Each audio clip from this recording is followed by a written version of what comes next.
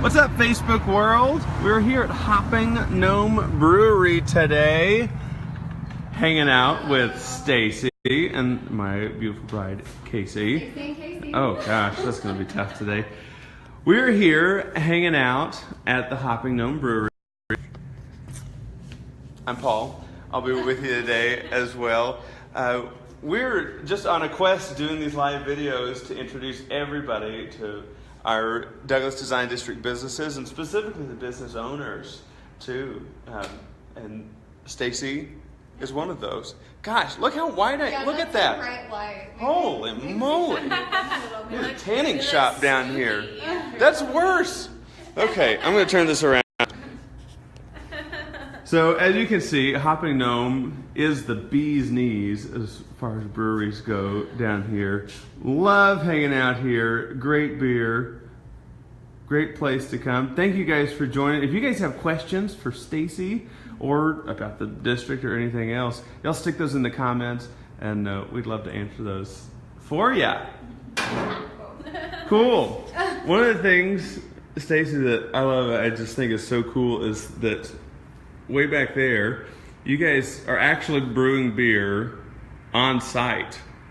Can you tell us about that and maybe take us back there? Yeah, I'll take you guys back there. Yeah, this is the taproom area. We modeled it after taprooms that we saw in Colorado. We're actually the first taproom in Wichita, so that means we offer only our beer on tap. We do have some wine and some other options if you are not a beer drinker, but we also don't serve food. We have popcorn and some snacks, but you can bring in your own food or order pizza from Piotr next door, but it's just kind of a fun. You can play games, we have board games.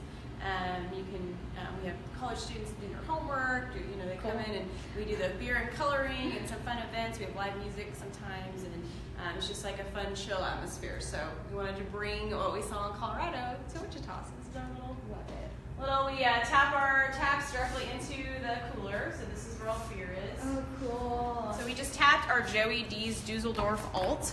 It's a German style beer, so that's the inside. So yeah, so we don't have a bunch of tap lines running. We tap it directly there.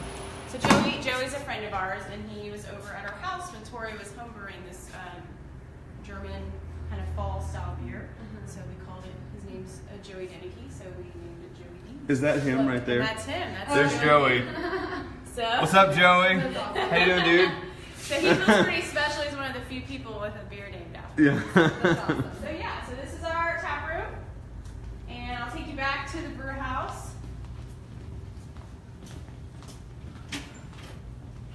Now watch your step. Hi. Poses or things. So this is Torrey, my husband. He's What's up, Torrey? Hello. He's Facebook Live. He has a great Yeah. beard. Yeah. I love that beard. Do you ever braid it? No, I don't know how to Our nieces have attempted a few times. So, Very cool. Yeah. You back here brewing? I am, yes. I'm just finishing Today. up, so we're transferring actually the HBIC, the next sour, which will be a pomegranate sour. So it'll be ready by the end of What's Yeah. the sour level? Because those are hard. I'll be honest. Sours are hard for me. Yeah, Is it like it's- Warhead sour? No, it's pretty mild. There's some sourness, some tartness to it. We put fruit in it, so it's more approachable. Have you sampled that for you? Yeah. Okay. Do you guys come up with all your own recipes? Yes. That's so awesome. These are all my own recipes from when I started homebrewing back in 2010 to, Yeah. Cool. to now. So That's awesome. Do you need any extra taste testers? sure.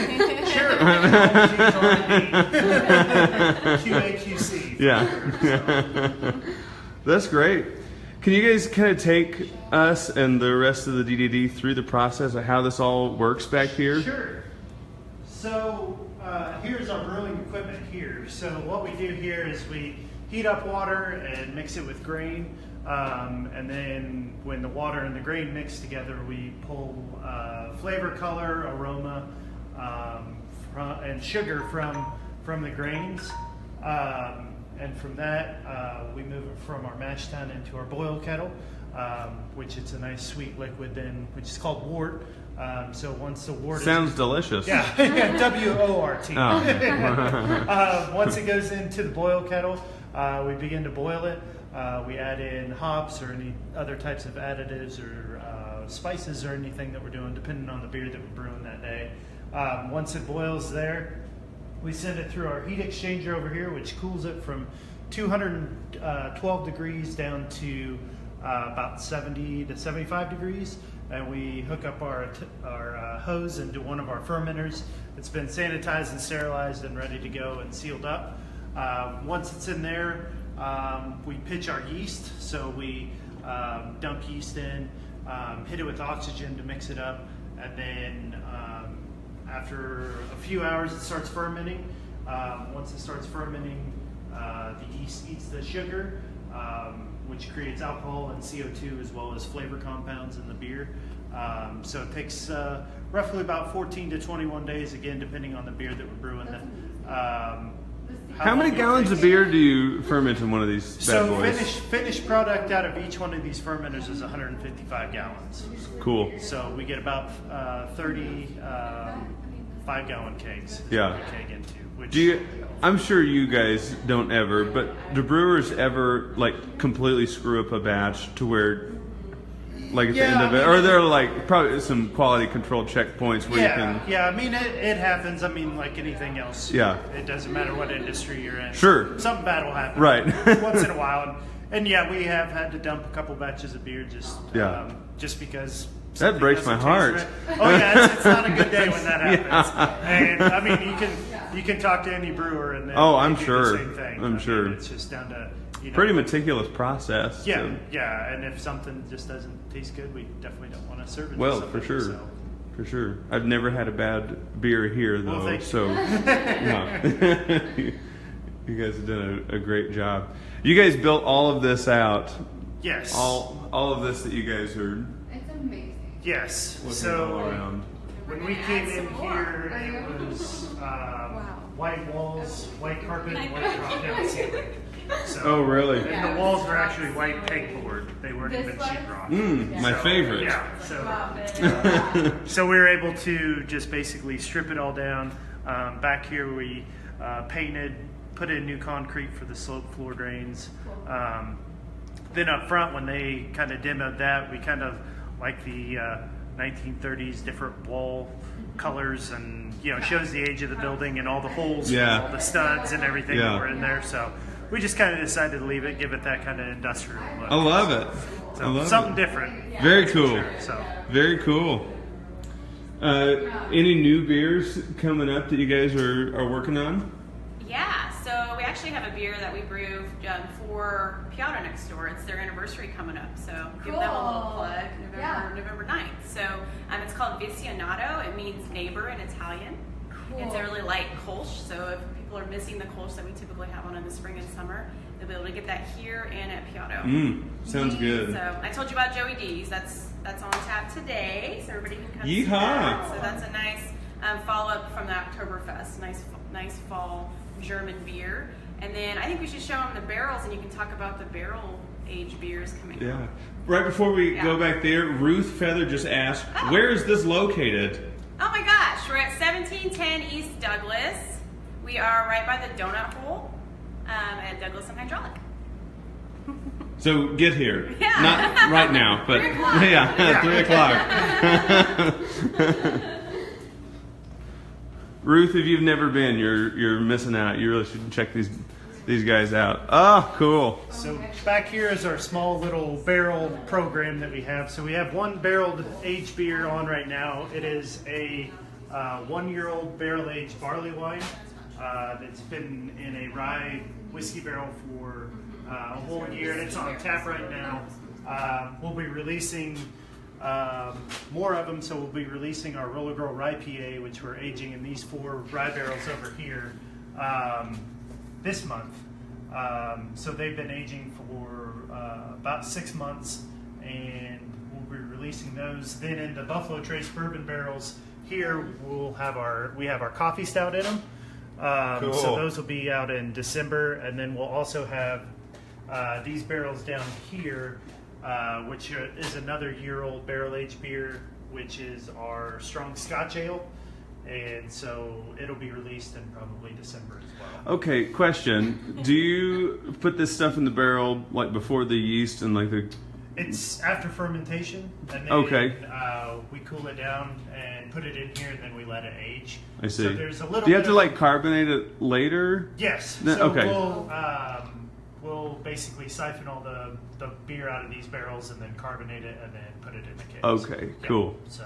Rock and roll. How neat that you guys are Yeah, absolutely. Yeah, it's a fun little thing. It's really expanding the boundaries Yeah. of what you're brewing Yeah, instead of just exactly. like, Yeah. Winner. It's a We good have a winner little- thing. Yeah. Have you done this? Did you do this? Did you do this yearly? This Yes. part? So last year we Okay. did the Roller Girl Rye PA Okay. and rye whiskey barrels, and then we did the Coffee Stout and the Buffalo Trace bourbon barrels. So we only cool. did 2 barrels of each. Uh-huh. So this year we're doing 4 of each. Yeah, So very we're cool. kind of expanding a little bit more because it was so popular. Yeah. yeah. Love it. Cool. Yeah. Well, Lots of new stuff. yeah. This is awesome. Thank you guys for Yeah, taking us back absolutely. through here. Thank you. We're gonna hit y'all say goodbye to Tori. See ya. Peace Thank out, you. Cub Scout. Nice to meet We're you. gonna go hang out with Stacy here for a little bit and ask her some more, probably less technical questions about. But how cool is that, guys? I want one of these. Yeah. It's pretty cool. If you guys have questions for Stacy or Hopping Gnome Brewery, then stick those in the comments. We would love. Thank you guys for tuning in. We would love to answer those for you Sorry. here live this afternoon. Is this me? Just pick this. Yeah. You get that Awesome. one. Hello. So now we just Cool. have some interview questions for you, so people can kind of get to know you and Torrey a little bit more, even though he's not here with us anymore. So tell us a little bit about you and Torrey. So we've been married. So yeah, we're married. We've been married for going on 7 years, and he's been a home brewer for about 8 years. So he started home brewing, and yeah, we both worked regular jobs. I was in nonprofit, and he did AutoCAD for Okay. engineering consultant Uh-huh. firm. So. Which is nice to have those engineer connections Yes. for when we had to hook up all the equipment. Yeah, I bet. So neither one of us we met at Fort Hays State University. That's where we went to college, and I got my master's in leadership, and he went to school for the AutoCAD stuff, and so neither one of us have like a business or Yeah. accounting degree, and it wasn't really something we had thought about until. That trip I was telling you about that we took to Colorado, when we saw these fun little tap rooms, and at the time there was only one brewery in Wichita, maybe another one in the works, but we were thinking, man, Wichita could use a lot more breweries. So Yeah. he was mentioned that, it'd be fun to have like a tap room. We didn't want to start a restaurant, we didn't want to do that whole thing, but man, Yeah. that would be neat to do that. I think he thought I was going to say no, and then Yeah. that would be the end of it. Yeah. And I was like, let's do it. Yeah. And then he was like, no. Oh, no. So, no, we have to do this. So But at that point, he was already home brewing. yeah, So yeah. you kind of had a little bit of. He knew, he knew that he had gotten the beer out to there's a home brewers association here in town, and people that aren't just your friends, because your friends are always like, you could totally sell this. Yeah. Yeah. Yeah. Just like getting out to the public, and we did. We tried that. We actually met with House of Schwan, who we distribute. You can see our beer around town too if you aren't able to make it in the tap room or on days that we're closed. We're on a lot of places, a lot of local bars and restaurants around Wichita. And so in Kansas, you have to use a distributor. So we go through House of Schwan; they're the Budweiser distributor, and they work with all the local craft beer places. So we work with them, and he actually went around with them and went to like the Anchor and Public and Dempsey's and whatever was around at that time to see if like, would you buy this beer? And so that was kind of the first. And before we started a business plan, before we did anything, and they were like, yeah, this is great. So that's kind of the first. He wore like a tie, and like carrying his beer, peddling his beer, and so that's kind of the first, just to try it, just to see. And then it took a couple years with the business plan. Worked with the Small Business Administration. There's a lot of great, if you're think about starting a small business out there. There's a lot of great opportunities, and even more so now in Wichita than there were at the time. But it took a couple years to really get that going. Construction here took almost a year.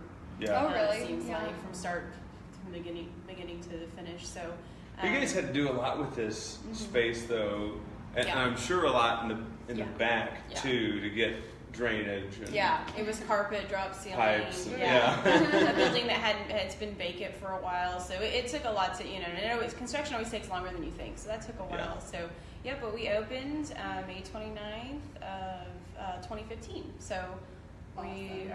This May will be celebrating our 3rd year. Yeah. Cool. That is awesome. Yeah. So we kind of went over how you decided to start one. It was just, you were already doing home brewing, just said, let's do it. That's so awesome. So then how did you guys choose this location? Because I'm thinking back to 2015 and a lot of this wasn't quite as built up as it is now. It's just getting better every year. So how did you choose this location?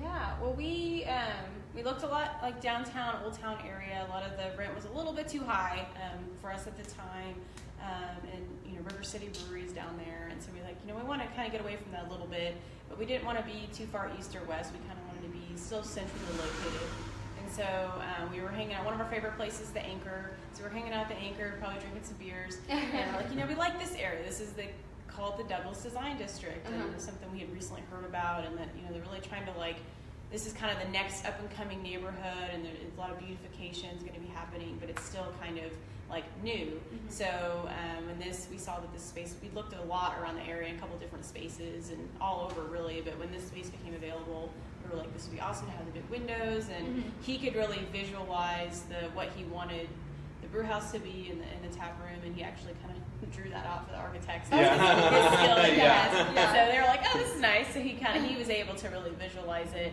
and I was still I just kind of went along with him with that. I was still kind of trying to figure out what that would be, and we're going to have some construction out here. Unfortunately, they're going to be ripping out some concrete. They're putting in a left-hand turn lane here at Douglas and Hydraulic, but we're hoping it'll be wide enough to have at least a small patio out front. Yeah. That's always, they told us about this construction in 2015. Yeah. And we're like, oh yeah, that'll happen soon, and we'll put in a patio after that. So that's the one thing we've been waiting on is a patio. So we're hoping to get that going. So I know. Yeah. Almost 3 years later. Yeah. So, but we love the location. We knew we needed to have a big sign because people just kind of, barrel down Douglas, and it's a wide street. So eventually there is going to be a lot more beautification in this area, and having great folks like you join us on our design district board, and we've just done so much, and just having the pizza next door and Ariel next door, and the donut hole is really a landmark. So a lot of times we tell people, we're right by the donut hole. Yeah. So it's grown a lot just since we've been here, and we hope that we've helped that, and we want to see it grow even more. Yeah. Yeah. I think I've heard this story before, but can you tell me how you guys came up with the name? We actually had other names picked out. We wanted to be High Five Brewing because we high five all the time. But there's, we looked it up, and there's a High Five Brewing in the East Coast or something. So that's something you have to be really careful with. You'll get a cease and assist real fast. Yeah. Even if your name is similar. And even if it wasn't a brewery, we noticed a lot of Twitter handles were already taken by home brewers, and just. So we were just kind of frustrated, and he went downstairs. It's tough to pick a name. It's really tough. It's very tough. We just didn't even know. So we took a break. He went downstairs and got a beer at our little bar that we had, and he noticed the Kansas City Royals gnome. It's actually in our place. It's to the left of the to the left of the exit sign there. It's a little tiny giveaway from the Kansas City All-Star Game in 2012. So it's a little Kansas City Royals gnome. And he looked at it, and then he ran upstairs, and he was like, what about Hopping Gnome for the hops, the beer, and gnomes are known for drinking, and it's kind of kitschy. So we looked it up, and there's some different bars and like craft beer bars and pieces like that have similar names, like Hopping Gnome or Happy Gnome. But there was no Hopping Gnome, and there was definitely no Hopping Gnome, anything gnome related at the time for breweries. So we're like, let's get it. So we hurry. This was at the beginning of the process. We weren't even done with our business plan, but we're we got the domain, we got the Twitter handle, we're going to get started on social media. So, and that's how the Hopping Gnome started. And it's so perfect. I love all your the shirts and glasses with the gnomes doing different stuff. It's perfect. You kind of touched on what you guys did before. Your husband was in engineering. And you were in a nonprofit. Was that local in Wichita, or what did you do? And do you guys miss that ever, or are you just see you later? I actually just asked him that the other day. I was like, do you miss your job ever? And he's like, I don't miss it entirely, but he's like, sometimes I miss just being able to sit at a desk and not have so much responsibility. Right. And I would say the same. I'm still really involved in volunteering in the community, and I'm in like the junior league and different organizations. So I stay pretty involved in the community. And I feel like that's what I would miss. I would miss that community involvement. So that's what's great about nonprofit is you work for a cause. And so now I feel like our cause is just like growing the Wichita community, and it's much more than just providing beer. It's this buy local movement that's everybody's getting into, and the pride and like the Wichita flag. That's kind of like our big thing right now. So I think there are days when it'd be nice to not work for yourself. Yeah, we understand that. Yeah. But it is so cool that this is truly a uniquely Wichita product and experience and place that you guys are building and have built. Yeah. Very, very cool. And you guys just added a patio. Did I see chairs back there? Oh, that's Piotto next door. Oh, okay, close. Ours will be Swing and a miss. Sorry, guys. What do you see? You guys are already doing, you have events and all kinds of things. You're always doing something, which is awesome. But what do you see if you feel like sharing for the future of Hopping Gnome? Do you have ideas and things that you want to tap into? If you feel like a second brewery like the Gnome Hopped Away, we could call it that. We've actually been talking about talking about the patio. If we know we want more outdoor space, that's just something we didn't think. Originally when we opened, I guess I didn't say this, we thought 50% of our business would be distribution, getting that beer out there. We didn't think people would come in. We didn't think it would just be like a few people at the bar, a tiny little tap room. It'd be, it wouldn't be the majority of the business. And we're pleasantly surprised that has not been the case. We've been very busy. We're only able to distribute probably not even 20% at this point. We're going to grow that once we add a few more tanks in to increase distribution. But with that, sometimes we're really full. People can't get in here, so or they're having to stand around. So we talked about it. We love our location. We love being in the design district. But at some point, we may want to change locations or figure out a way to expand and I don't want a huge tap room. I don't want a huge space that looks empty all the time. Right. But I like to have a little more space and definitely more outdoor space. So we may see where that takes us. We don't have any firm plans on that.